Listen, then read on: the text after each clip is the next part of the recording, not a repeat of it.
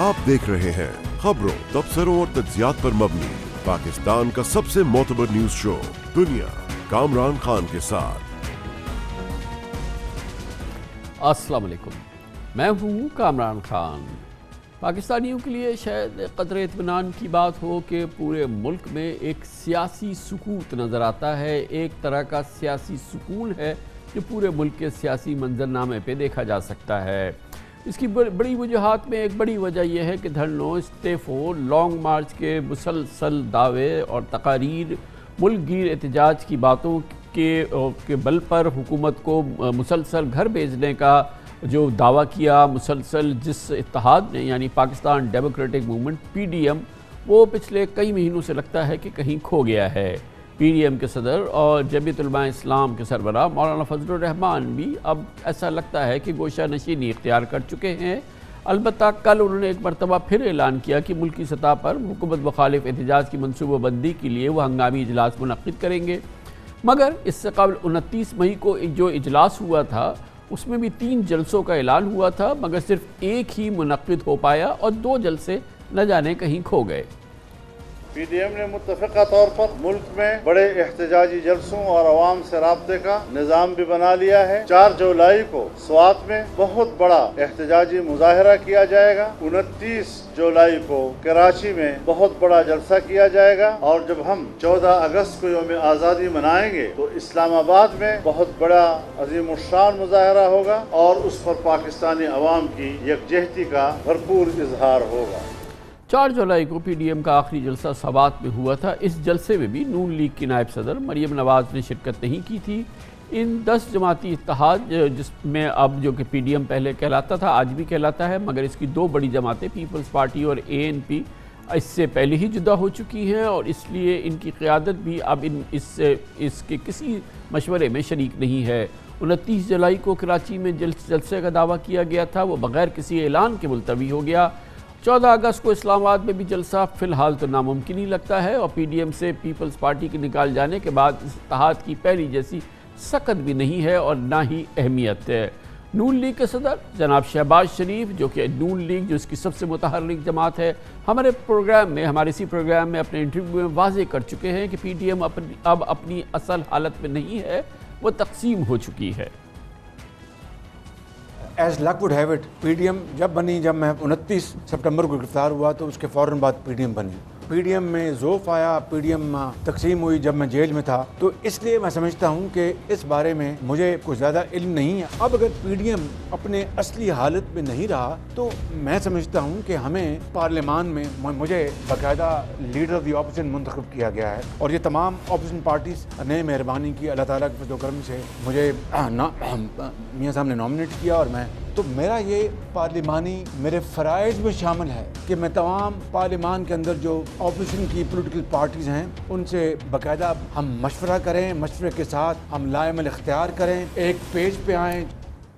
PDM की रूह रवा दरअसल नून लीग की नायब सदर मरियम नवाज़ थी। अब उनका तासुर ये देने की उन्होंने कोशिश की है गुज़िश्ता कई गुफ्तगुओं में कि पिछले साल सितंबर में वजूद होने वाला PDM अपने मकासद हासिल कर चुका है।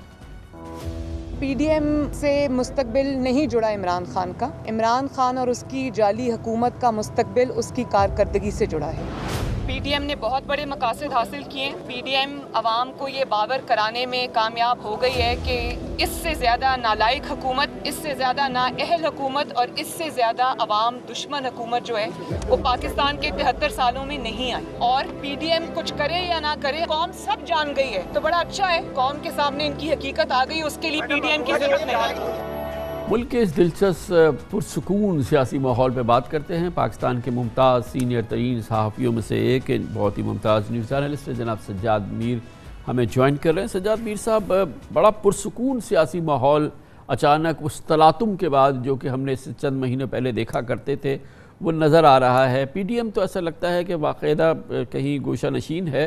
दूसरी जानिब नून लीग भी मुनक़सिम होने के बाद जो क्योंकि उसमें वो एक बड़ी सबसे बड़ी क़ुव्वत थी, वो भी अब जो है इस मामले में खामोश हो गई। तो इसने जन्म दिया है पूरे मुल्क में एक बड़े पुरसुकून सियासी माहौल को। नहीं, ये आप दुरुस्त कह रहे हैं। अगर असल में बात यह है कि इस वक्त जो ज़माना, मैं ये नहीं कहता कि PDM ख़त्म हो गई, میں یہ کہتا ہوں کہ پی ڈی ایم کا زمانہ لد گیا، وہ دور گزر گیا جب پی ڈی ایم کی ضرورت تھی، جب لانگ مارچ کی سیاستیں تھیں، استعفوں کی سیاست تھی، دھرنے کی سیاست تھی، اور یہ سوچا جا رہا تھا کہ اس حکومت کو وقت سے پہلے رخصت کر دیا جائے۔ زرداری صاحب کے زمانے میں بھی ایک وقت ایسا آیا تھا 2-3 سال کا کہ یہ سمجھ آ رہا تھا کہ ان کو جلد رخصت کر دیا جائے گا، لیکن پھر اندازہ ہوا کہ 5 سال گزار ہی لیں گے تو بہتر ہوگا۔ اب بھی یہ سمجھ لیجئے کہ لوگ الیکشن کی تیاریاں کر رہے ہیں۔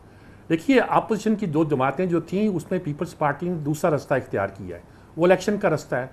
انہوں نے جب یہ کشمیر کے الیکشن بڑے بہمانی الیکشن ہے، آزاد کشمیر کے الیکشن، اس میں یہ بات نہیں ہے کہ پی ٹی آئی جیت گئی، اس میں یہ ہے کہ مسلم لیگ سے زیادہ سیٹیں لے لی پیپلز پارٹی نے، اور یہ بڑی معنی خیز بات ہے۔ اس کا تجزیہ ہونا چاہیے کہ ووٹر اس کے پاس تھے، پھر یہ سیٹیں کیسے، کیا ہر خطے کی، ہر علاقے کی میکانزم کیسے ہے۔ اس سے یہ پتہ چلتا ہے کہ طاقت رکھنے والی، عوام میں مقبول ہونے والی جماعتیں بھی انتخابی انجینئرنگ کے ذریعے تو نہیں میں کہتا، انتخابی حکمت عملی سے ہرائی جا سکتی ہیں۔ پھر سیالکوٹ کے الیکشن نے تو اور صورتحال واضح کر دی کہ سینٹرل پنجاب میں جن کا دعویٰ ہے اور جن کے بارے میں خیال کیا جاتا تھا نون لیگ کا کہ ان کو ہرانے کے لیے شاید عمران خان کو، بلاول کو، کاف لیگ کو، سب کو اکٹھا ہونا پڑے گا، اس میں بھی پاسبلٹی ہے کہ ہرایا جا سکتا ہے۔ کس طرح ہرایا جا سکتا ہے، کیسے اس کی مکینک جو سب بلاول جو چلے ہوئے ہیں آزاد کشمیر سے اور اس کے بعد سے، اور اب بلوچستان میں جیسے انہیں کچھ سیٹیں ملی ہیں اور سندھ میں جیسی جوڑ توڑ ہو رہی ہے، اتار بڑھاؤ ہو رہا ہے، یہ سب الیکشن کی تیاریاں ہیں۔ اور بلاول اپنی طرف سے آئندہ وزیر اعظم کی تیاری کر رہے ہیں۔ آپ یہ فرما رہے ہیں کہ اب پاکستان کی سیاست کا رخ منزل الیکشن 2023 ہے، اور اب جو ہے وہ تلاطم اور یہ جو کوشش تھی وہ ایک اور کوشش پچھلی اس حکومت کے دوران کی شاید دوسری یا تیسری کوشش تھی، وہ اب لوگوں نے خیر بات کہہ دی ہے، اور اب اپنی اپنی سیاسی جماعت جو ہے اس کا رخ جو ہے، سمت جو ہے، اس نے اپنی 2023 کا الیکشن اس کا تعین کر لیا ہے۔ نہیں، آپ بالکل درست کہہ رہے ہیں، بلوچستان میں تبدیلی آ رہی ہے، کشمیر کا بتایا گیا ہے، سینٹرل پنجاب میں اب نون لیگ کو ہرانا مشکل لگتا تھا، لیکن اب لوگ سوچتے ہیں کہ بہت کچھ ہو سکتا ہے، جس کے نتیجے کے طور پر شاید اپنی پاپولر سپورٹ کے باوجود بھی مسلم لیگ کے لیے سینٹرل پنجاب میں، وسطی پنجاب میں، مرکزی پنجاب میں پرابلم پیدا ہوں۔ اور یہ ساری وہ صورتحال ہے جو سب سے بڑا مسئلہ، جو چیلنج ہے، کیونکہ مسلم لیگ نون ان دنوں میں انتخابی سیاست نہیں کر رہی تھی۔ سب سے بڑا مسئلہ یہ ہے کہ مسلم لیگ اپنے آپ کو انتخابی سیاست کے ڈھانچے میں کیسے ڈھالتی ہے۔ اس میں آپ شہباز شریف کا بیانیہ کہہ لیں، کچھ اور کہہ لیں، یا نواز شریف کا اگر کوئی ہدف ہے تو اس کی وضاحت ہو جائے، پاپولیرٹی تو اس سے ملی ہوئی ہے، لیکن الیکشن کیسے جیتنا ہے۔ ہاں، اس حکومت، دیکھیے بہت ساری باتیں کہی جاتی ہیں، پہلے کہا جاتا تھا حکومت، پھر کہا حکومت الگ ہے، اسٹیبلشمنٹ الگ ہے، اس طرح اپوزیشن بھی اب کئی حصوں میں ہے۔ اب یہ بھی تو طے ہونا ہے کہ اس لوگوں کا جو رجحان ہے مختلف علاقوں میں، وہ کس طرف لوگوں کو لے کے جاتا ہے۔ فی الحال تو اچھا یہ بتائیے میر صاحب، یہ جو حالات ہم نے دیکھے گزشتہ چند ماہ کے دوران، اور جس صورتحال میں جس کا آج ہم تجزیہ کر رہے ہیں وہاں پہنچے ہیں، اس کا مطلب کیا یہ ہے کہ پاکستان کے عوام بھی دلچسپی نہیں رکھتے احتجاجی اور ہڑتالی اور استعفی اور بائیکاٹ سیاست میں؟ وہ بھی جو ہیں وہ چاہتے ہیں کہ جو بھی حکومت ہے وہ اپنا اس کی ٹرم پوری ہو، اور اس قسم کی چیز جو کہ ایک انتشار کسی کیفیت پیدا کرے، عوام اس میں دلچسپی نہیں رہتے، وہ اس سے لا تعلق رہنا چاہتے ہیں۔ میں اس سے شاید پوری طرح اتفاق نہ کر سکوں۔ 3 سالوں میں لوگوں نے جو غربت کاٹی ہے، جو لوگوں کو مصائب کا سامنا کرنا پڑا ہے، مفلسی آئی ہے، مہنگائی آئی ہے، اس سے تو اب بھی تنگ ہے۔ اس بجٹ کے موقع پر حکومت نے کوشش کی ہے کہ وہ اپنا ایک بیانیہ بدلیں۔ پہلے تو وہ کہتے تھے پرانوں نے لوٹ لیا، کھا لیا، پی لیا، جذبات کر دیا، لیکن اب وہ یہ بھی کہتے ہیں کہ ہم نے تو بڑی کارکردگی دکھائی ہے، ہم نے تو ملک کو بڑے مشکل حالات سے نکال کر اب ہم ترقی کی طرف لے جا رہے ہیں، شرح نمو بڑھ رہی ہے، فلاں چیز بڑھ رہی ہے، فلاں چیز بڑھ رہی ہے۔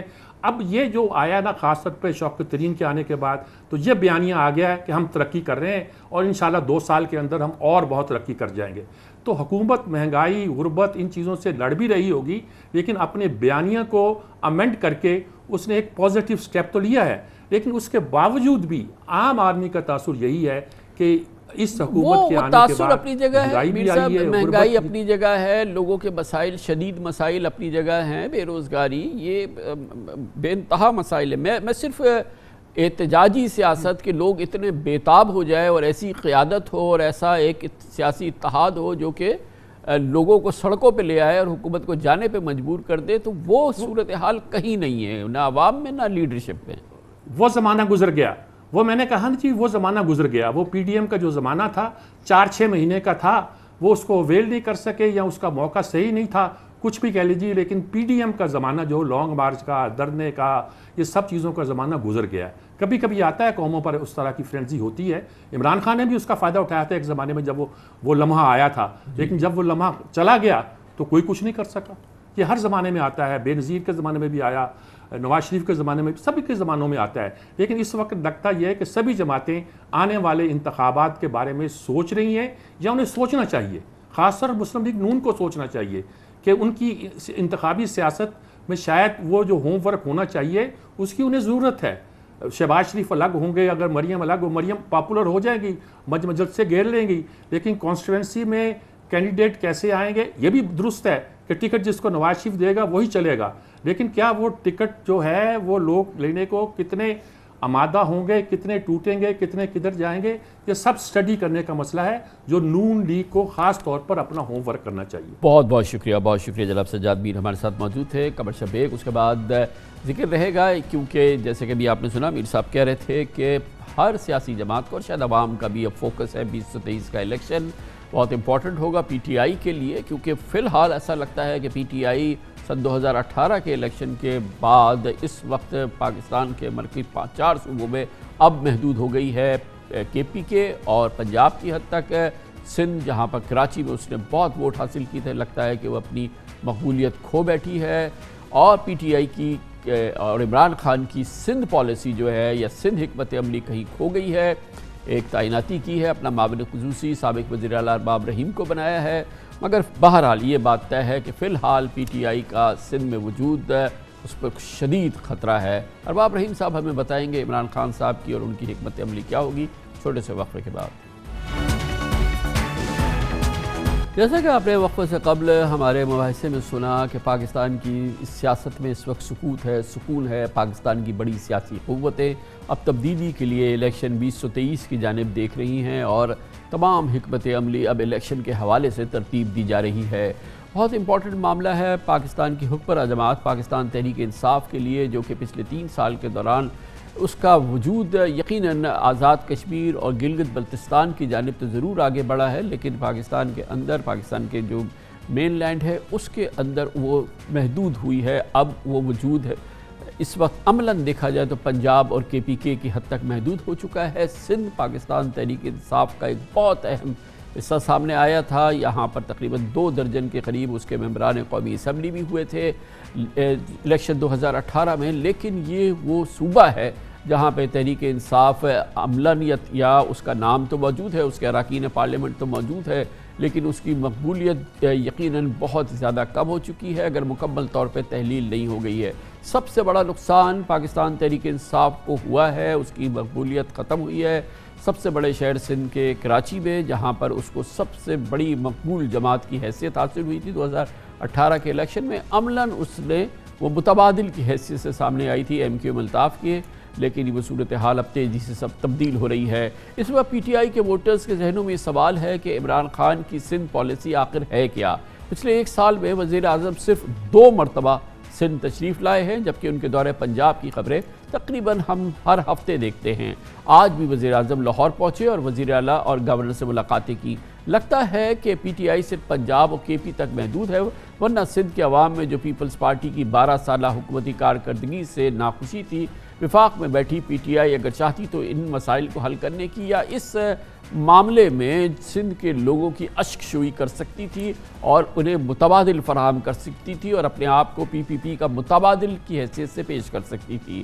یہ ایسا کچھ نہیں ہوا، بلکہ جو قوت موجود تھی، سیاسی قوت تحریک پی ٹی آئی کی سندھ میں، خاص طور پہ کراچی میں، وہ بھی اب غائب ہو رہی ہے۔ پچھلے مہینے سابق وزیر اعلیٰ سندھ ارباب رحیم نے وزیر اعظم عمران خان سے پاکستان تحریک انصاف میں ان سے مل کے شمولیت اختیار کی، جس کے 3 ہفتے کے اندر وزیر اعظم نے انہیں اپنا معاون خصوصی برائے سندھ مقرر کر دیا اور یہ ہمیں سمجھ میں نہیں آیا کہ جو ان کو سندھ کا معاون خصوصی بنایا گیا یہ صرف انعام تھا ان کا کہ وہ پی ٹی آئی میں شامل ہو گئے، یا عمران خان کسی ایک حکمت عملی کو ترتیب دینا چاہتے ہیں جس کی بھاگ دوڑ وہ ارباب رحیم کو دینا چاہتے ہیں۔ تقرری کے بعد سابق وزیر اعلیٰ ارباب رحیم نے کہا تھا کہ صوبے میں بہت جلد خوشخبریاں ہوں گی۔ بتایا گیا ہے کہ وزیر اعظم عمران خان کل کراچی آ رہے ہیں ایک روز کے لیے۔ ہمیں یہ بتایا گیا ہے کہ بنیادی ان کی مصروفیت بہرحال یہ سندھ کے سیاسی مسائل نہیں بلکہ کراچی شپ یارڈ کی ایک اہم تقریب ہے۔ پاکستان تحریک انصاف کے رہنماؤں کے بیانات سے لگتا ہے کہ شاید تحریک انصاف کو اس وقت اس کا ادراک ہونا شروع ہوا ہے کہ پی ٹی آئی اندرون سندھ بھی ایک آپشن بن سکتی ہے یا اس کے لیے کچھ کوشش کرنی چاہیے۔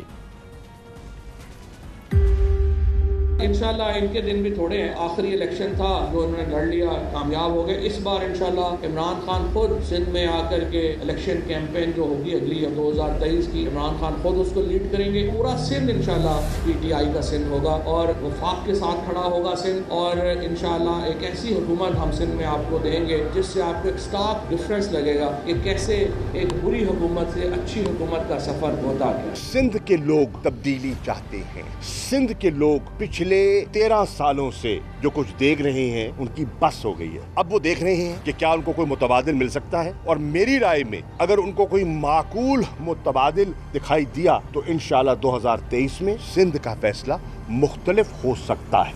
یہ عزائم اور یہ دعوے کیا واقعی پورے ہوں گے، اور اس کے لیے کیا پی ٹی آئی کے پاس، جناب عمران خان کے پاس سندھ حکمت عملی ہے، کوئی سندھ پالیسی ہے، یا سندھ اس سمت میں بڑھنے کے لیے کیا کرنے کی ضرورت ہے؟ ان تمام موضوعات پہ بات کریں گے۔ اس کے لیے ہمیں جوائن کریں وزیر اعظم کے معاون خصوصی برائے سندھ ڈاکٹر ارباب غلام رحیم، سابق وزیر اعلیٰ بھی رہ چکے ہیں سندھ کے۔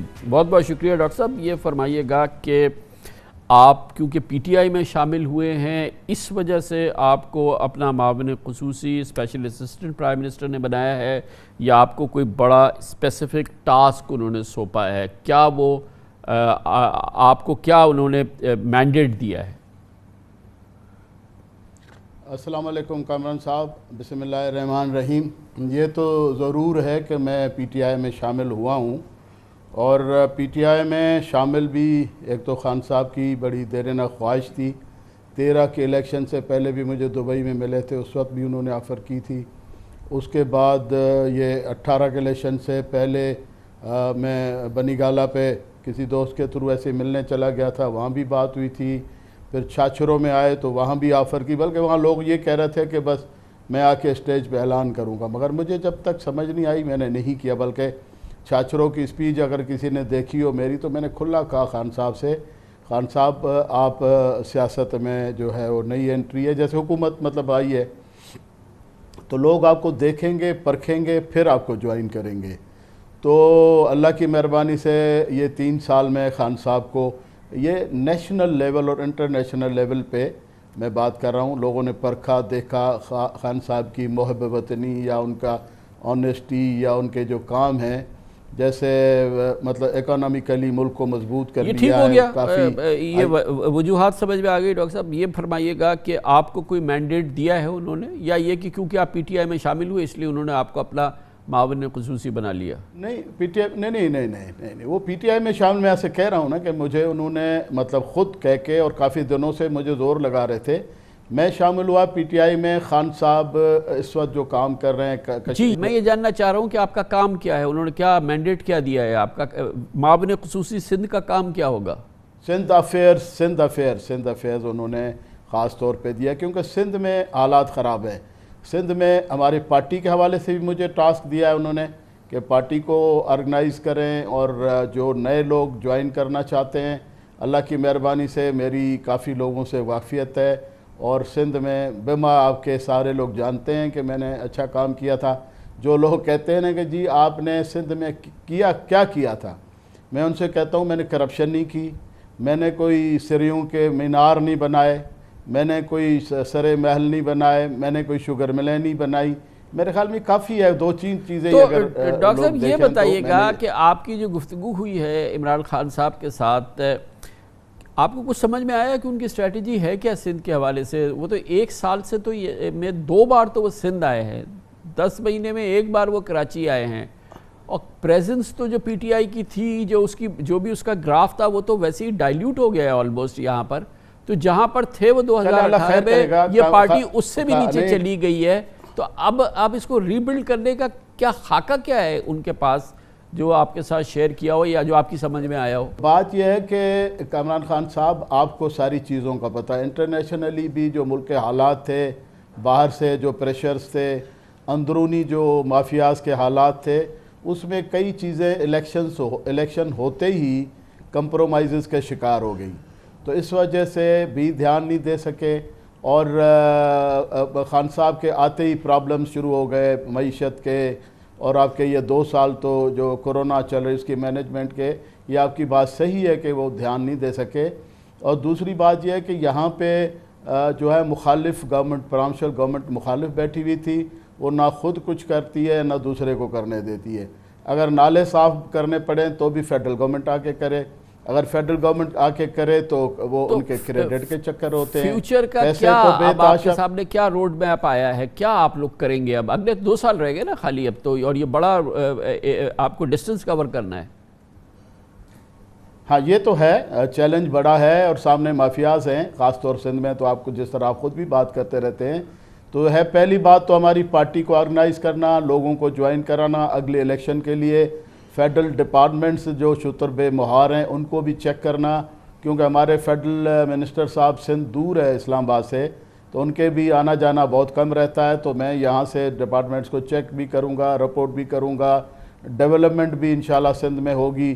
پہلے تو پرامشل گورنمنٹ این او سی تک نہیں دے رہی. کبھی یہ کامران خان صاحب آپ نے سنا ہو کہ فیڈریشن میں فیڈرل گورنمنٹ جو سینئر ہوتی ہے اس کا جو آرڈرز یا قانون پریویل کرتے ہیں، یہاں پہ این او سی ڈیولپمنٹ کے لیے بھی گورنمنٹ، پرامشل گورنمنٹ نہیں دے رہی. اور 18ویں ترمیم کا بہانہ اور سہارا لے کے اس کے پیچھے چھپتے ہیں، نہ خود کچھ کرتے ہیں نہ دوسرے کو کرنے دیتے ہیں.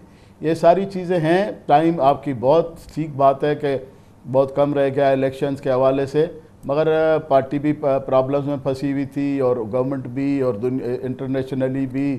اور کیا ہم دیکھیں گے ارباب صاحب، اب ہم کیا دیکھیں گے پی ٹی آئی کے حوالے سے آئندہ 1 سال کے اندر؟ جی میرے خیال میں یہ کرپشن کی جو جس طرح بازار گرم ہے اس کو روکا جائے گا، جو میں سمجھتا ہوں. اگر وہی رک گیا تو کافی فرق پڑ جائے گا. اور بھی اس طرح کے سٹیپس ہیں، بیڈ گورننس اور یہ اس طرح کی چیزیں. ہماری اپنی جو فیڈرل ڈپارٹمنٹ ہیں، جیسے آپ دیکھیں نا حیدرآباد میں ٹرانسفارمر پھٹ گیا اور 10-15 آدمی زخمی کر دیے. تو ادھر فیڈرل ڈپارٹمنٹس کا بھی وہی حال کر کے رکھ دیا انہوں نے، جو مطلب ان کی اپنے حکومت کے ہیں، اور ان کو کوئی چیک کرنے والا نہیں، پوچھنے والا نہیں. کم از کم میں یہاں ہوں گا، موجود ہوں گا، اور جا کے ان ڈپارٹمنٹس کو چیک کروں گا. کوئی ٹرانسفارمر، کوئی یہاں میٹر ریڈرز جو ہے نا وہ انٹیریئر سندھ میں، یہاں بھی کراچی میں بھی یہی حال ہوگا کیونکہ یہاں بھی پرائیویٹ ہے کمپنی. تو میٹر ریڈرز جاتے ہی نہیں ہیں میٹر ریڈنگ کرنے کے لیے. اور وہاں پہ فیول ایڈجسٹمنٹ اور ڈیڈکشن، ادھر وہ لوگ کہتے ہیں ڈیڈکشن، حالانکہ وہ لفظ ہے ڈیٹیکشن چارجز. ڈیٹیکٹ کیا کرتے ہیں؟ جن کے میٹر لگے ہوتے ہیں ان کے اوپر اوور چارجز لگا دیتے ہیں، جن کے کنڈے لگے ہوتے ہیں وہ فری ہیں، ان کے پیسے ان پہ ڈال رہے ہوتے ہیں. تو یہ حالات لگے ہوئے ہیں ہمارے یہاں فیڈرل ڈپارٹمنٹس کے بھی. بہت بہت شکریہ. کمرشل بریک اس دوران نیوز ہیڈ لائنز دیکھیں، جس کے بعد ہم اپنے پروگرام کے باقی حصے کے ساتھ واپس آتے ہیں. اس میں کوئی شک نہیں ہے کہ کرونا بھی عالمی سیاست کی نگاہ ہوتا ہے. مختلف معاملات پہ عالمی قوتیں اسے سیاست کے لیے استعمال کرتی ہیں، چاہے ویکسین کے معاملات ہوں، چاہے علاج کے معاملات ہوں، چاہے مرض کے پھیلاؤ کا معاملات ہو. اسی طرح سے بعض پاکستانی یہ سمجھتے ہیں کہ برطانیہ میں پاکستان کا ریڈ لسٹ میں موجود ہونا، بھارت کا فوری طور پہ نکل جانا، اس کی وجہ سائنس سے زیادہ سیاسی ہے. مگر ہم 100% یقین سے نہیں کہہ سکتے کہ یہ تاثر درست ہے، کیونکہ معاملہ اتنا سیدھا سادہ نہیں. ہمیں بھی اپنی حکومت کی یا ہمارے جو یہاں معاملات ہیں، جس انداز سے ہم پاکستان میں کرونا کو ہینڈل کر رہے ہیں، ہو سکتا ہے عالمی حوالے سے یا جو بڑی قوتیں ہیں ان کے حوالے سے اس میں کوتاہیاں ہوں. خبریں ہیں کہ پاکستان نے برطانیہ کو ڈیٹا فراہم نہیں کیا، جس کی وجہ سے برطانیہ نے پاکستان کو ریڈ لسٹ سے نہیں نکالا. سربراہ NCOC اسد عمر اور ڈاکٹر فیصل سلطان کی برطانوی اراکین پارلیمنٹ سے آن لائن میٹنگ ہوئی. اطلاعات کے مطابق برطانوی حکام نے شکایت کی کہ پاکستان نے بروقت کورونا کا ڈیٹا فراہم نہیں کیا، یا مطلوبہ ڈیٹا فراہم نہیں کیا۔ پاکستان کی جانب سے بتایا گیا کہ کورونا سے متعلق ڈیٹا NCOC کے ٹویٹر پہ بھی دستیاب ہے، جبکہ برطانیہ نے کورونا سے متعلق ڈیٹا طلب بھی نہیں کیا۔ ہمارے پروگرام میں پاکستانی نژاد برطانوی رکن پارلیمنٹ نے یہ بھی کہا تھا کہ پاکستانی حکومت کو کورونا کیسز میں کمی کا ڈیٹا پراپر دینا چاہیے اور برطانیہ کو مکمل اعتماد میں لینا چاہیے۔ پاکستان کو بھی کچھ ایکسٹرا ایکٹیویٹیز کرنی چاہیے، پاکستان کو پراپر ڈیٹا دینا چاہیے اس ملک کو، اینڈ دین پاکستان کو کافی کچھ ایکشن لینے چاہیے۔ تو اگر وہ صحیح کر دے تو وہ ان کا جو ٹریجیکٹری ہے، مطلب جو ریزلٹس ہیں، اگر وہ رائٹ ڈائریکشن پہ جا رہے ہیں، نیچے آ رہے ہیں، تو دین پاکستان بھی ریڈ سے نکل آئے گا۔ پاکستان کی گورنمنٹ کو بھی لابی کرنا چاہیے کہ ان کو ریڈ لسٹ میں اتار دے، بیکاز اٹ لکس لائک جیسے کہ پولیٹیکل پریشر چاہیے۔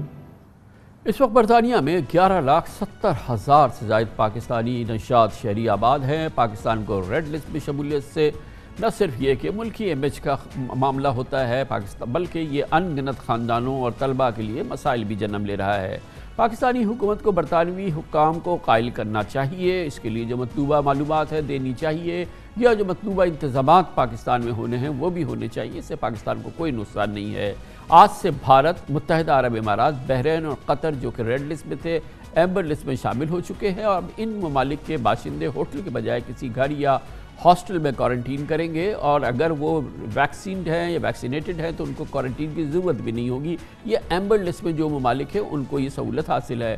پاکستان سمیت ریڈ لسٹ میں 60 سے زائد ممالک کے شہریوں کو برطانیہ آنے پر 10 دن کوارنٹین کرنا ہوتا ہے۔ یہ کسی ہوٹل میں کرنا ہوتا ہے۔ اس کا خرچہ اب 2285 پاؤنڈ یعنی تقریباً 5,23,000 روپے پاکستانی ہے۔ حوصلہ افزا بات یہ ہے کہ اطلاعات کے مطابق ہفتے کو رائل ملٹری اکیڈمی میں ایک پاسنگ آؤٹ پریڈ کی تقریب میں پاکستانی ہائی کمشنر معظم احمد خان سے گفتگو میں وزیر اعظم بورس جانسن نے پاکستان کو ریڈ لسٹ کے حوالے سے نکلنے کا اشارہ بھی دیا۔ انہوں نے کہا کہ برطانیہ پاکستان کے کورونا اعداد و شمار کا جائزہ لے رہا ہے، مگر اس پوری صورتحال کا پاکستان برطانیہ کی ریڈ لسٹ میں کیوں ہے؟ پاکستان کو ریڈ لسٹ میں مسلسل رکھنے میں کیا پاکستان کی جانب سے کوئی کوتاہی ہے؟ پاکستان کا ہائی کمیشن یا پاکستان کی لابی کمزور ہے، یا یہ کہ اس معاملے پہ اب کیا پیش رفت ہو رہی ہے؟ اس اہم موضوع پہ بات کرنے کے لیے ہم لنڈن جائیں گے، جہاں پر پاکستان کے ہائی کمشنر جناب معظم علی خان ہمارے ساتھ موجود ہیں۔ بہت بہت شکریہ ہائی کمشنر صاحب، آپ نے ہمیں جوائن کیا ہے۔ پاکستان ایک بار پھر UK گورنمنٹ کا فیصلہ رہا کہ وہ ریڈ لسٹ میں شامل رہے گا، اور ایک بار پھر انڈیا کو جو ہے ایمبر لسٹ میں شامل کر دیا، ریڈ لسٹ نکال دیا۔ یہ 2 بار ہوا ہے، پاکستان پیچھے رہ گیا، انڈیا آگے رہ گیا۔ اور ہم نے جو ممبر پارلیمنٹس ہیں پاکستانی نژاد، ان سے ہم نے بات کی تھی جب یہ ریڈ لسٹ والی بات ہوئی۔ اکراس دا بورڈ ہمیں یہ سننے کو ملا کہ ہماری جو لابنگ ہے یا جو ہماری کمیونیکیشن ہے برٹش ہیلتھ اتھارٹی سے، برٹش گورنمنٹ سے، ہمارے ہائی کمیشن کی، ہمارے فارن آفس کی، وہ ایڈیکویٹ نہیں ہے۔ برطانیہ کو جو معلومات چاہیے یا برطانیہ کو جو پاکستان میں ایکشن چاہیے، اس میں ایک گیپ ہے، جس کی وجہ سے پاکستان اس وقت بھی ریڈ لسٹ میں ہے، اور obviously پاکستان کے امیج کے حوالے سے یہ کوئی اچھی بات نہیں ہے۔ جی شکریہ کامران صاحب انوائٹ کرنے کا۔ میرے خیال میں اس میں 1-2 چیزیں میں آپ کے سامنے رکھنا چاہوں گا۔ خاص طور پہ آئی تھنک ہم لوگوں یہ ایک اس پہ کلیئرٹی ہونی چاہیے کہ کسی بھی گورنمنٹ کی، کسی بھی ریاست کا یہ سوورن ڈیسیژن ہوتا ہے کہ وہ جو بھی مناسب سمجھے to ensure the safety and security of its people, کہ وہ جو اقدامات اٹھانا چاہیں وہ اٹھائیں۔ لیکن ہماری طرف سے یقیناً یہ ایکسپیکٹیشن ہے کہ جو بھی اقدامات خاص طور پہ جو پاکستان کے کانٹیکس میں اٹھائے جائیں وہ سائنٹیفکلی اور بی بیسڈ آن ڈیٹا۔ جہاں تک تعلق ہے، کیونکہ میں نے بھی کچھ رپورٹس دیکھی ہیں، میڈیا رپورٹس دیکھی ہیں، اس میں یہ ایک امپریشن دینے کی کوشش کی جا رہی ہے کہ شاید یہ جو ڈیسیژن انہوں نے لیا وہ اس وجہ سے لیا کہ شاید ان کے پاس مکمل انفارمیشن نہیں تھی۔ میرا خیال میں یہ تاثر بالکل غلط ہے۔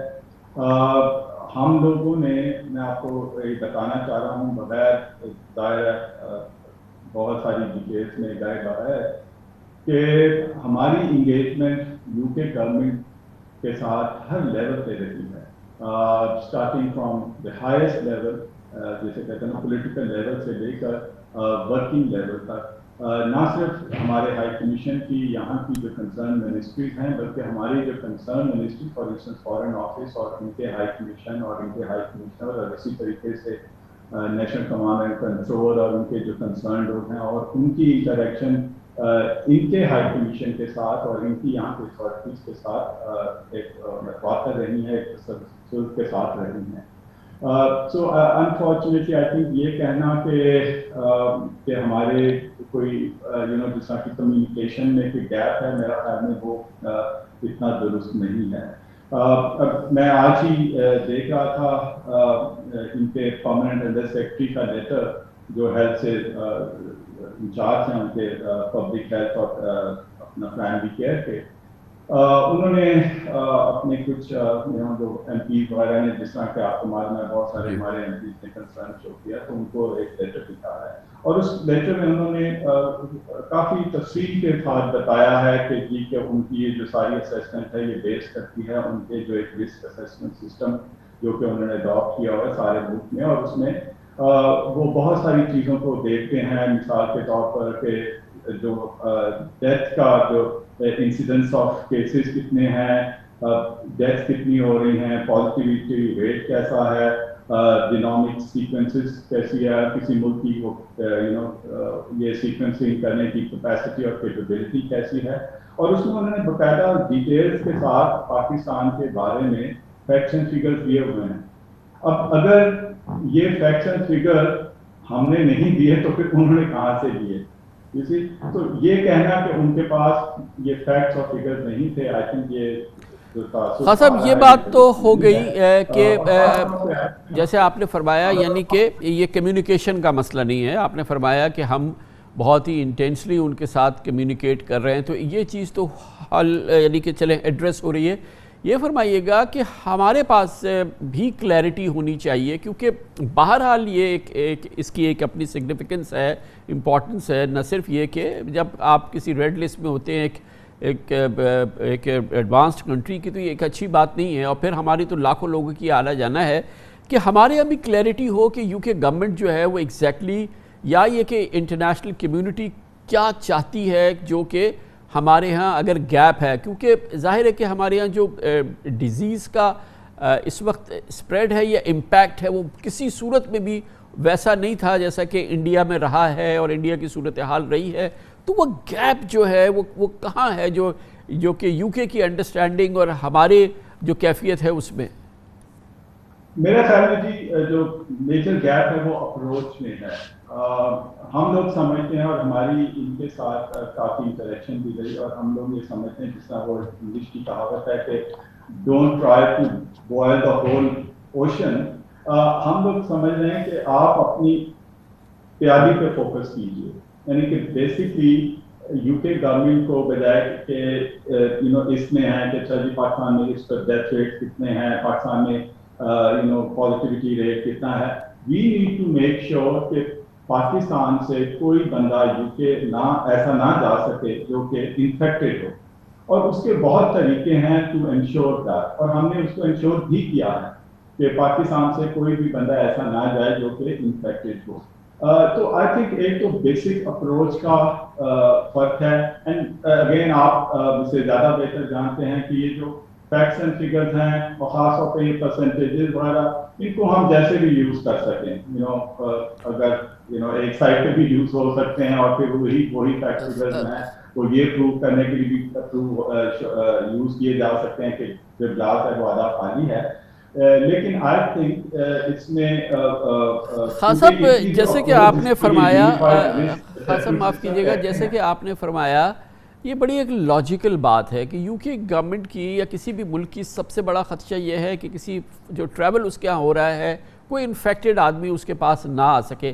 तो ये तो अब हमारी ज़िम्मेदारी है कि हम ऐसे अरेंजमेंट इन प्लेस करें कि अब हमारे यहाँ मरीज़ क्या हैं, जीनोम सीक्वेंसिंग हो रही है या नहीं हो रही है, لیکن جو ہم فلائٹ پہ لوگ جائیں گے یہاں سے وہ کووڈ کیریئر نہ ہو.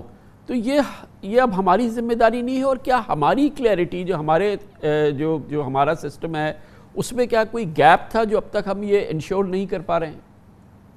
جی بالکل جی، ہماری ذمہ داری ہے، خاص طور پہ جس طرح آپ نے یہ جینومک سیکوینسنگ کی بات کی. انفارچونیٹلی ہماری کیپیبلٹی ابھی اس لیول کی نہیں ہے جہاں کہ ہم چاہیں، یا خاص طور پہ یو کے گورنمنٹ چاہتی ہے کہ ہو. اور اس سلسلے میں انفیکٹ یو کے گورنمنٹ نے ہماری وہ مدد بھی کر رہے ہیں. لیکن اگین ہمارا ویو یہی ہے کہ یہ ایسی چیز ہے that we are working on, اور اس کے اوپر مطلب اس کے اوپر دو رائے نہیں ہے کہ ہمارے پاس بہت بہتر کیپیبلٹی ہونی چاہیے. لیکن ہم ساتھ میں یہ بھی کہہ رہے ہیں کہ آپ دوسرے جو ہیں ایلیمنٹس ان کو بھی دیکھیں. پاکستان میں جو ہم سمجھتے ہیں کہ جو ابھی تک سیکوینسنگ جو بھی ہوئی ہے وہ ہمیں ایک کافی ریزنیبل حد تک ایک آئیڈیا دے دیتی ہے کہ پاکستان میں آیا جو ویریئنٹ آف کنسرن ہے یا نہیں. اب فار انسٹنس ان کا اس وقت بہت کنسرن ہے، ایک تو ڈیٹا ویریئنٹ تو ہے ہی ہے، لیکن ان کا ایک کنسرن ہے کہ شاید پاکستان میں بیٹا ویریئنٹ بھی ہے. سو وہ چیزیں ہیں جو کہ ان کے ساتھ ہم لوگ کوشش کر رہے ہیں ایک ٹیکنیکل لیول پہ بھی ایک میٹنگ ہو، تاکہ جو ایکسپرٹس ہیں ان کی اس کو ٹیکنیکلی اور سائنٹیفکلی بھی ان چیزوں کو دیکھ سکیں، اور اس میں ہم یہ بھی دیکھ سکیں کہ اور کون سے ویریبلز ہیں جن کو ہمیں دیکھنے کی ضرورت ہے. آئیڈیا یہ ہے کہ obviously we want to make sure کہ ان کے کنسرنس کو بھی ایڈریس کیا جائے. لیکن اس کے ساتھ ساتھ ہماری یہ بھی کوشش ہے کہ اس طریقے سے ڈسیزن لیا جائے جو کہ ہم سمجھتے ہیں، جیسا میں نے کہا کہ ایک اپروچ کا بھی تھوڑا سا ایشو ہے. اور میں آپ کو بتاؤں یہ جو اس وقت یو کے میں یہ جو سسٹم چلا رہے ہیں جس کو یہ ٹریفک لائٹ سسٹم کہا جاتا ہے، انفارچونیٹلی یہاں پر بھی اس کے بارے میں کافی ریزرویشن پائی جاتی ہیں. بہت سارے لوگ سمجھتے ہیں کہ یہ بیسٹ سسٹم نہیں ہے ٹو انشور کہ کسی بھی ملک کی کو اسیس کرنے کا کہ وہاں پر اس وقت کیا سچویشن ہے. تو یہ بہت بہترین سسٹم نہیں ہے. تو یہ فرمائیے گا کہ آپ کی اور ہمارے جی سر ہماری جو اور ہمارے ہائی کمیشن کی اور آپ کی بڑی ایک ونٹیج امپورٹنٹ پوزیشن ہے اس وقت. آپ لنڈن میں ہیں، ایک جانب آپ برٹش اتھارٹیز کے ساتھ بہت ہی انٹینسلی ڈیل کر رہے ہیں، دوسری جانب آپ اسلام آباد سے آبویسلی کر رہے ہیں، اور آپ ایک اچھی ایک ایسی پوزیشن پہ ہیں جہاں سے آپ جج کر سکتے ہیں. فرمائیے گا 3 ہفتے کے بعد دوبارہ یہ ریویو ہونے والا ہے، ہم میں اور جو یو کے اتھارٹیز کی ریکوائرمنٹس ہیں یا ان کی جو خواہشات ہیں اس میں اب کتنا گیپ ہے ابھی بھی جو کہ میٹ ہونا باقی ہے، اور کتنی آپ کو ہے کہ یہ آپ گورنمنٹ آف پاکستان کے ساتھ اور ان گورنمنٹس کے ساتھ جو آپ انٹینس ایفرٹ کر رہے ہیں کہ یہ ریپڈلی یا کوئکلی جو ہے یہ گیپ جو ہے یہ کم ہو کسی صورت سے؟ میں تو جی کافی پر امید ہوں. ریسنٹلی انفیکٹ میری یہاں کے پرائم منسٹر صاحب سے بھی ایک جسے کہتے ہیں اتفاقاً ملاقات ہوئی ہے، وہاں پر بھی میں نے اس ایشو کا ذکر کیا اور ان کا رسپانس بہت پازیٹیو تھا. اسی طریقے سے ہم لوگوں نے یہاں کے جو ایم پیز ہیں ان کو بھی بہت انگیج کیا ہوا ہے، اور انہوں نے بھی ظاہر ہے اپنی گورنمنٹ اور اپنے جو لوگوں سے ان کی انگیجمنٹ جاری ہے. اسی طریقے سے جس طرح میں نے کہا کہ ہم نے بھی ہر لیول پہ ان کے ساتھ ان کو ہم نے انگیج کیا ہوا ہے، اور ہماری یہ کوشش ہے کہ یہ جو ان کے کنسرنس ہیں ان کو ایڈریس کیا جائے. ایز اے سیٹ کہ اس میں کچھ سائنٹیفک ایشوز ہیں، ٹیکنیکل لیول کی کچھ چیزیں ہیں، اور اس میں کوئی ایسا ایک راستہ نکالا جائے جس سے جو ان کے جو کنسرنس ہیں ان کو بھی ایڈریس کیا جا سکے. لیکن انشاءاللہ ایک تو سب سے بڑی بات ہے کہ آپ دعا کریں کہ پاکستان میں بھی جو نمبرز ہیں وہ کچھ کنٹرول میں آئیں، کیونکہ انفارچونیٹلی یہ ایک ایسا تھا ایسی سچویشن تھی کہ جس وقت انہوں نے ریویو کیا اس وقت پاکستان میں نمبر بہت زیادہ تیزی سے بڑھ رہے.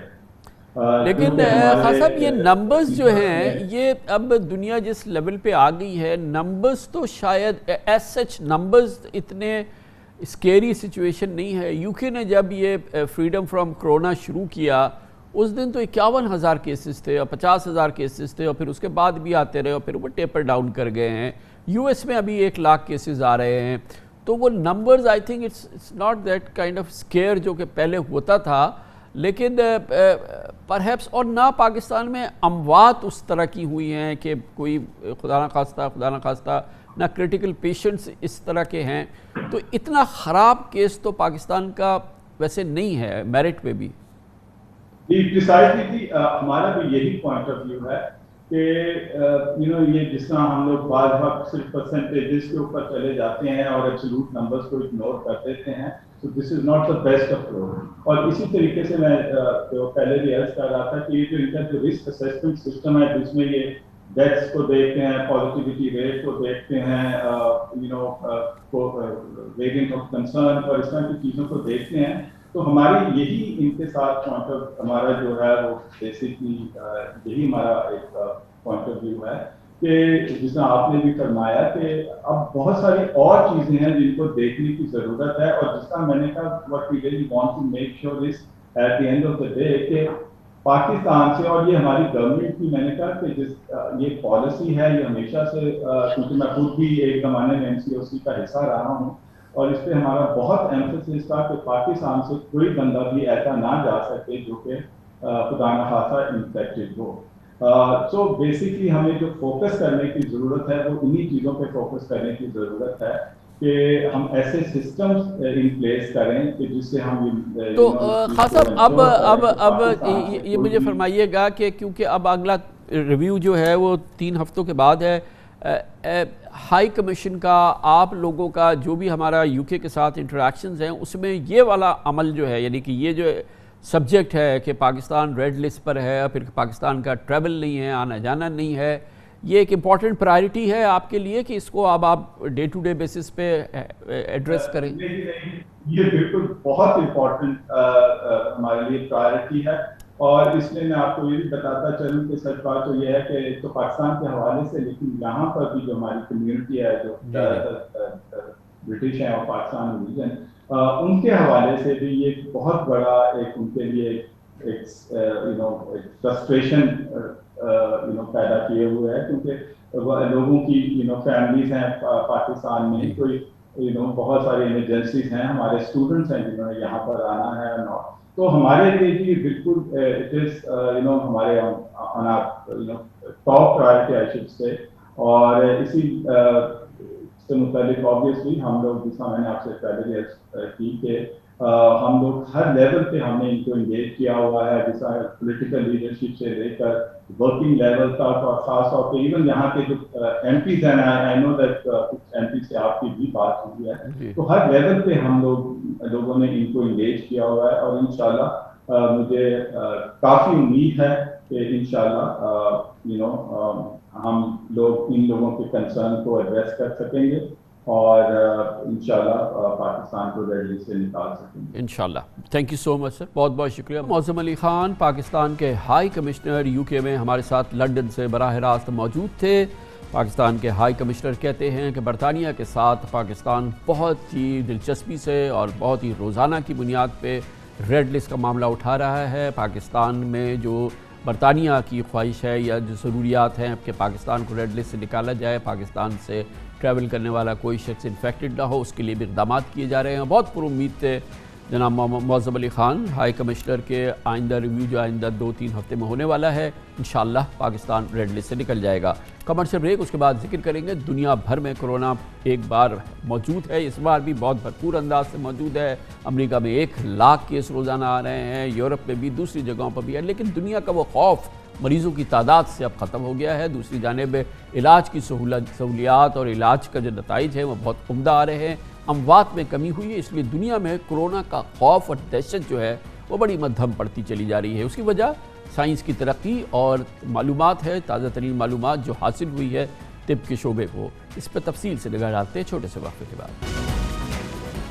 وقت سے قبل ہم تفصیل سے ذکر کر رہے تھے برطانیہ میں پاکستان کے ہائی کمشنر کے ساتھ کہ پاکستان برطانیہ کی ریڈ لسٹ میں کیوں ہے، کرونا ریڈ لسٹ سے پاکستان کب نکلے گا اور اگر رکھا گیا ہے تو کس وجہ سے رکھا گیا ہے۔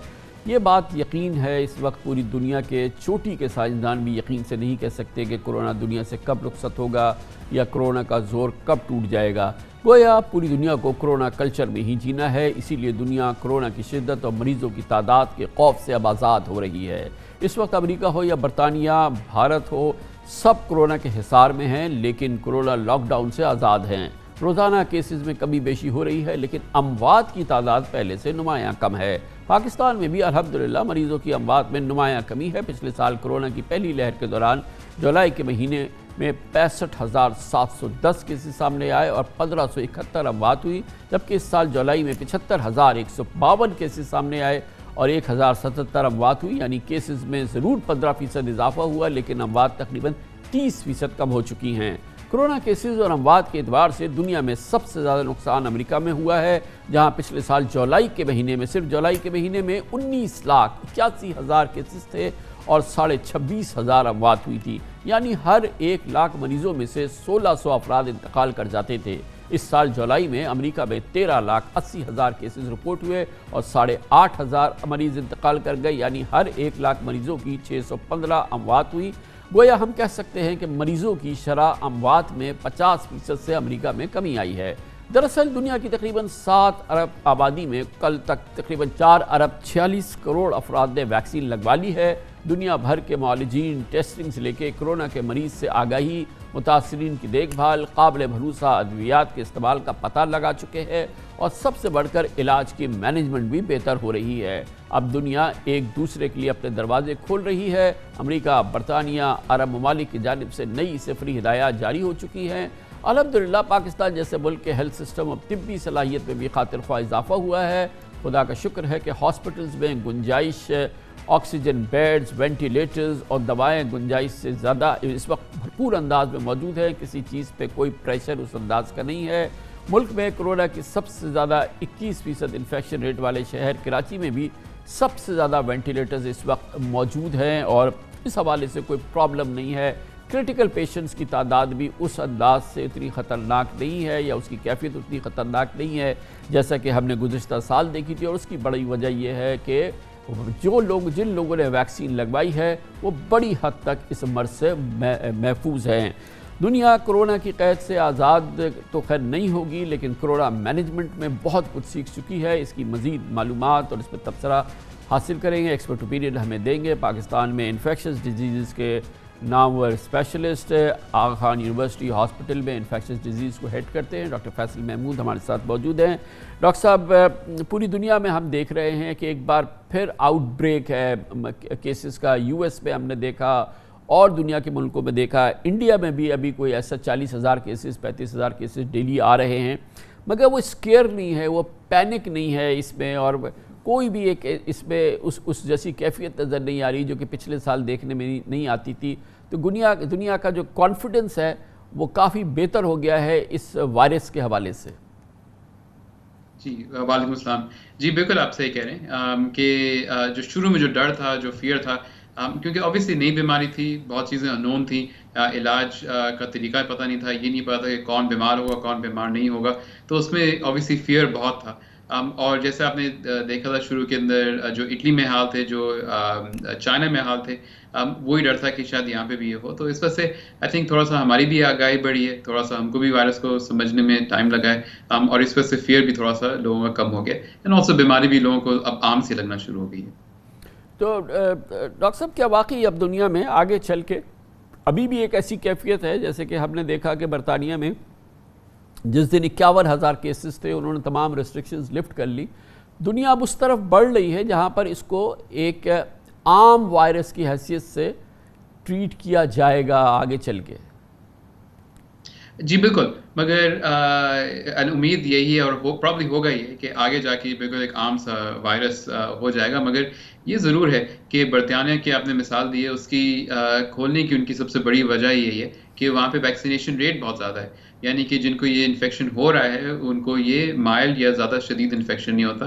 یہ صورتحال پاکستان میں نہیں ہے کیونکہ واقعی یہاں پہ ویکسینیشن ابھی اتنا نہیں ہے، جس کا مطلب ہے جن کو یہ بیماری لگے گی یا لگتی ہے، خاص طور پہ جو ضعیف ہیں یا جن کو دوسرے میڈیکل مسئلے ہیں، ان کے اندر زیادہ شدید بیماری کا چانس ابھی بھی موجود ہے.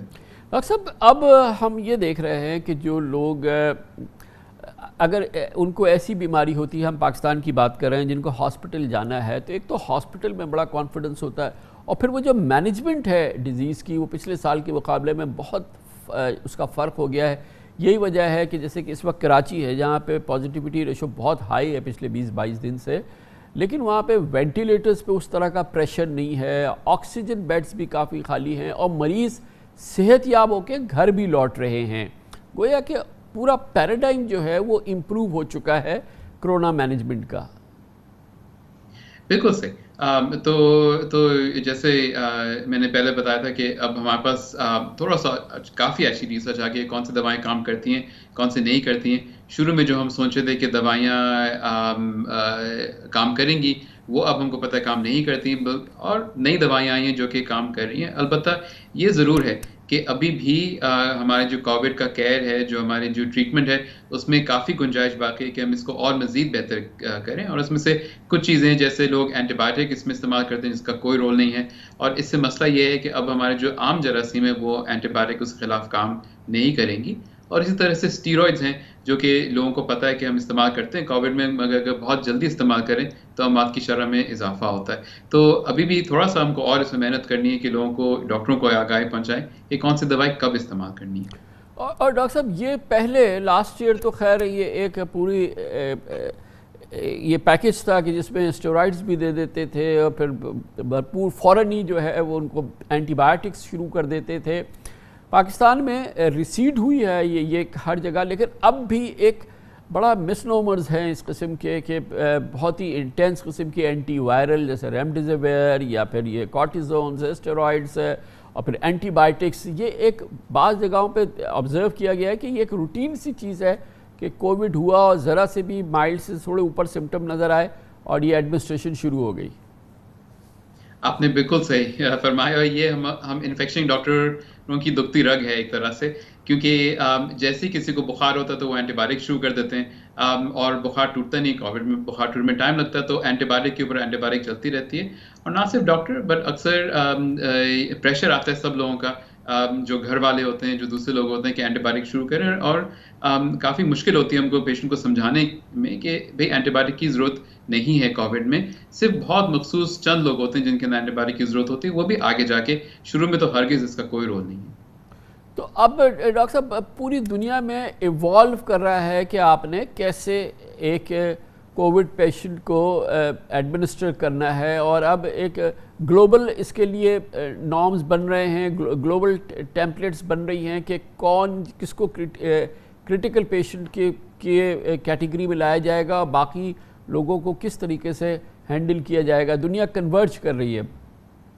جی بالکل، اور ہمارے بھی لوکل گائیڈ لائن اب یہی کہتی ہیں کہ بھئی آپ پیشنٹ دیکھیں، پہلے دیکھیں کہ وہ کس سٹیج کے اندر ہے، کتنا بیمار ہے، اور اسی ہر سٹیج کی ٹریٹمنٹ الگ ہوتی ہے. پہلے ہفتے میں الگ ہے، دوسرے ہفتے میں الگ ہے، آکسیجن کی ضرورت ہے تو الگ ہے، کتنی آکسیجن ہے تو اس کی ٹریٹمنٹ الگ ہے. اور یہ سب چیزیں ہم کو ایون 7, 8, 10 مہینے پہلے بھی ہم اتنے واقف اس سے نہیں تھے.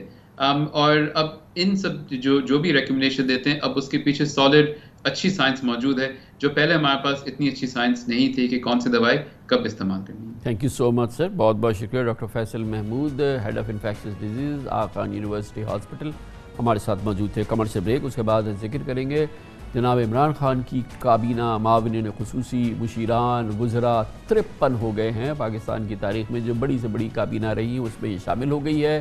یقیناً بھانت بھانت کے لوگ، بھانت بھانت کے محکمے، بھانت کے ادارے جو ہیں وہ بانٹے گئے ہیں، اور یقیناً اس سے کوئی بہت بڑا حکومتی نظام میں کوئی فرق نہیں پڑ رہا، کوئی بہتری نہیں آ رہی. سیاسی مووز ہیں یا کیا، اس کا جائزہ لیں گے چھوٹے سے وقفے کے بعد. وزیراعظم عمران خان کی کابینہ بلا روک ٹوک مسلسل پھیل رہی ہے. بھانت بھانت کے عہدے، بھانت بھانت کی شخصیت کے سپرد ہو چکے ہیں. 53 رکنی کابینہ میں 28 وفاقی وزراء، 4 وزرائے مملکت، 5 مشیران، 16 معاونین خصوصی موجود ہیں. اور دلچسپ بات یہ ہے کہ ان سب کے علاوہ 39 پارلیمانی سیکرٹریز بھی ہیں جو کابینہ کا باقاعدہ حصہ نہیں، مگر ان کے پاس بھی وزرائے مملکت کے برابر استحقاق و مہارات حاصل ہیں۔ اگر آپ کو نہیں پتا کہ یہ کتنی بڑی فوج ظفر موج ہے تو ہم آپ کو بتائیں کہ امریکہ میں بائیڈن انتظامیہ کے اراکین کابینہ کی تعداد 15، برطانوی وزیر اعظم کی کابینہ کی تعداد 22، روس میں صدر پوٹن کے کل 21 وفاقی وزراء ہیں، اور فرانس میں کیبنٹ اراکین کی تعداد 16، جرمنی میں منسٹرز کی تعداد 14، بھارت میں ریاستی وزراء 31 اور بنگلہ دیش میں 25 ہیں۔ پاکستان کی وفاقی کابینہ 53 اراکین پہ اس وقت تک مشتمل ہے اور شمار جاری ہے۔ 18ویں ترمیم کے بعد آرٹیکل 92 کے مطابق وفاقی کابینہ وفاقی وزرائے مملکت پر مشتمل ہوگی، جن کو زیادہ سے زیادہ تعداد پارلیمنٹ کے اراکین کی 11% یعنی 49 سے زیادہ نہیں ہوگی۔ یہ بھی انٹرسٹنگ بات ہے کہ اس وقت وزیر اعظم عمران خان کی وفاقی کابینہ میں 42% اراکین غیر منتخب ہے۔ جی ہاں، 53 اراکین میں سے 22 اہم ترین اراکین کابینہ پارلیمنٹ کے رکن ہی نہیں ہیں۔ وزیر اعظم بننے سے پہلے عمران خان کے وفاقی کابینہ کے اراکین کی تعداد کے حوالے سے بہت واضح عزائم تھے اور واضح خیالات تھے جو شاید اس وقت ان کو یاد نہیں ہیں۔ آپ کی کیبنٹ ایماندار ہے اور آپ کی 80 لوگوں کی کیبنٹ کی فوج نہیں ہے، ہونی چاہیے زیادہ سے زیادہ 20 اور 15 سے 20 لوگ ہونے چاہیے کیبنٹ۔ اس لیے کہ ہم نے وہاں یہ نہیں مکانی سب سے کرنا، سب کو ہڈی نہیں دینی۔ انشاءاللہ جب ہم جیتیں گے صرف 17 لوگوں کی کیبنٹ ہوگی، 17 منسٹرز ہوں۔ وزیر اعظم بننے کے بعد عمران خان کابینہ اراکین میں توسیع کی وجوہات بھی بتا چکے ہیں۔ ان کا کہنا ہے کہ ان کو ہر کام کے ماہر کی ضرورت ہے۔ آپ نے ایک ماڈرن گورنمنٹ چلانی ہوتی ہے اسپیشلسٹ کے ذریعے۔ آپ کو پتہ ہے ایک چھوٹے چھوٹے فیصلے میں اربوں روپیہ ادھر سے ادھر چلا جاتا ہے۔ میں اگر چیف ایگزیکٹو ہوں، مجھے تو ایکسپرٹ چاہیے جو مجھے بتائے کہ میں تو ہر چیز کا ایکسپرٹ نہیں ہوں، مجھے تو نہیں پتا۔ ہر منسٹری کے اندر جب تک آپ کے پاس ایکسپرٹس نہیں ہوں گے ایریاز کے، آپ کیسے کام کریں گے؟ سو دیرفور آپ کو ہر ایریا میں اسپیشلسٹ چاہیے۔ اب اگر دنیا نے اپنے آپ کو اسپیشلائزیشن کی طرف لے گئے اور آپ نہیں لے کے گئے، ان کے ادارے آپ سے بہتر ہوتے گئے تو آپ پیچھے رہ جائیں گے، وہ آگے چلے جائیں گے۔ کئی یہ دلیل جو وزیر اعظم عمران خان دے رہے تھے درست بھی ہے، لیکن بہرحال یہ دیکھنے میں آیا ہے کہ یہاں پہ سیاست بہت زیادہ ہے، اور حالیہ دنوں میں ہم نے دیکھا کہ اس کے واقعات ہمارے سامنے آئے جب وزیر اعظم نے اپنی کابینہ میں مجبوراً مسلم لیگ قاف کے مونس الہی کو شامل کیا، اس کے علاوہ جمہوری وطن پارٹی کے شاہ زین بگٹی کو شامل کیا، جی ڈی اے کو چھوڑ کر پی ٹی آئی میں شامل ہونے والے ارباب غلام رحیم کو فوری طور پہ اپنا معاون خصوصی بنا دیا، معاون خصوصی برائے سندھ افیئرز۔ اس قسم کے بھی ان گنت اس وقت کابینہ کے اراکین موجود ہیں۔ حیران کن بات یہ ہے کہ اس وقت گو کہ پوسٹل سروسز کا شعبہ وزارت مواصلات کا حصہ نہیں ہے، قانون، انصاف، انسانی حقوق اور پارلیمانی امور بھی کبھی صرف ایک وزارت ہوتی تھی، لیکن اب یہ 3 علیحدہ قلمدان ہیں۔ ایک وقت تھا جب ایک ہی وزیر کے پاس پیٹرولیم، قدرتی وسائل، انرجی ہوتے تھے، پانی اور بجلی کا شعبہ بھی ایک وزیر کے ذمہ ہوتا تھا، لیکن اب ایسا نہیں ہے۔ دلچسپ بات یہ بھی ہے کہ 53 اراکین وفاقی کابینہ، متعدد اراکین کی ہم نے پاکستانیوں کو، بلکہ ہمیں بھی، نہ ہمیں ان کے پوری طرح سے نام پتہ ہے، نہ کبھی ہم نے ان کو دیکھا ہے، نہ وہ سنائی دیے ہیں۔ ان کی کارکردگی کا ہمیں احساس ہونا تو ظاہر ہے کہ وہ ناممکنات میں شامل ہے۔ پوری صورتحال پہ گفتگو کے لیے ہم نے دعوت دی ہے پاکستان تحریک انصاف کے بہت امپورٹنٹ سینئر چوٹی کے رہنما ہیں، وزیر اعظم عمران خان کے اہم سیاسی معاون جناب شفقت محمود، وفاقی وزیر برائے ایجوکیشن ہمارے ساتھ موجود ہیں۔ شفقت محمود صاحب، آپ نے میری گفتگو سن لی ساری، اور یقیناً بہت حیران کن بات ہے اس لحاظ سے اور تشویش کی بات ہے کہ عمران خان صاحب خود اس قسم کی جہازی کیبنٹ جس میں کہ بات کے لوگ ہوں جن کی کوئی ضرورت نہیں ہے، نہ سنائی دے، نہ دکھائی دے، نہ ان کی کارکردگی کا کچھ پتہ چلے، تو اتنی بڑی جہازی کابینہ جو ہے وہ متصادم ہے ان کے خیالات و تصورات سے جو آپ لوگ اور وہ پیش کیا کرتے تھے قوم کے سامنے۔ دیکھیں کامران جی، بات یہ ہے کہ جب آپ کو مسائل نظر آتے ہیں، اور جو ہمیں نظر آئے جب ہم نے ٹیک اوور کیا تو بے شمار پرابلمز تھے، تو وفاقی وزارت یا جو وفاقی کابینہ ہے اس کے اوپر 2 قسم کی کمپلشنز ہیں۔ تو خیر سیاسی آپ کہہ سکتے ہیں، لیکن بہت ضرورت تھی کہ ٹیکنیکل ماہرین کی بہت ضرورت تھی، اور یہی پرائم منسٹر نے جو آپ نے پہلے کلپ سنایا ان میں بھی انہوں نے کہا کہ ٹیکنیکل ماہرین کی بہت ضرورت ہے۔ تو اس لیے یہ کوئی ان کے نظریے میں تبدیلی نہیں ہے، حالات کا ایسا تقاضا بن گیا کہ جس کے تحت جو مسائل تھے ماہر جو ہوگا وہ ٹیکنیکل شعبے میں چلا جائے گا، اس کو آپ کانٹریکٹ پہ ہائر کریں، اس کو آپ کانٹریکٹ پہ جو مارکیٹ کی جو ان کے پرکس ہے یا جو ان کو دینی ہے سیلریز وغیرہ وہ آپ دیں۔ کابینہ کا ممبر بنانے کی کیا ضرورت ہے؟ نہیں دیکھیں، کئی دفعہ آپ کو ضرورت اس لیے پڑتی ہے کہ آپ چاہتے ہیں کہ جو جس شخص کو ذمہ داری دی جائے اس کو اتھارٹی بھی دی جائے۔ وہ کہتے ہیں نا انگریزی میں کہ نو اتھارٹی نو رسپانسبلٹی وداؤٹ اتھارٹی۔ تو اگر اتھارٹی کے بغیر آپ کسی کو بنائیں گے، چاہے وہ جتنا بھی اچھا ہو، تو وہ اس کی رائے کا کوئی اثر لے گا، کوئی اثر نہیں لے گا۔ تو اس لیے میرا خیال ہے کہ جو سوچ ہے وہ یہ ہے کہ وقتی طور پہ جو پاکستان کے مسائل ہیں ان کو حل کرنے کے لیے ٹیکنوکریٹس کی، اسپیشلسٹ کی ضرورت ہے، اور ان کو پھر اتھارٹی دینے کی بھی ضرورت ہے تاکہ وہ جو مسائل ہیں ان کو حل کر سکیں۔ تو آپ یہ سب کہیں گے شفقت صاحب کہ آپ اکاؤنٹ فار کر سکتے ہیں ان 53 لوگوں کی کارکردگی، ان کی ضرورت، اور یہ آپ یہ سمجھتے ہیں کہ ہر شخص جو ہے وہ ایک اہم ضرورت پوری کر رہا ہے؟ تو ہمیں پہلے تو آپ یہ فرمائیے کہ آپ کو یقین ہے اس بات کا؟